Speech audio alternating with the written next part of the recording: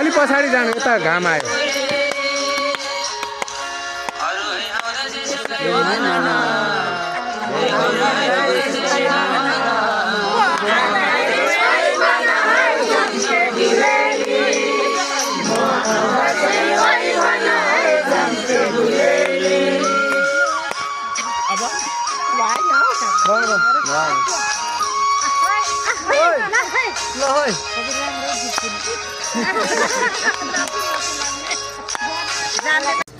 हजुरहरूलाई मेरो भिडियो कस्तो लाग्दैछ राम्रो लाग्दैछ भने लाइक कमेन्ट सब्सक्राइब गर्न चाहिँ नबिर्सिदिनु होला हजुरहरूको आशमा छु हस् त धन्यवाद।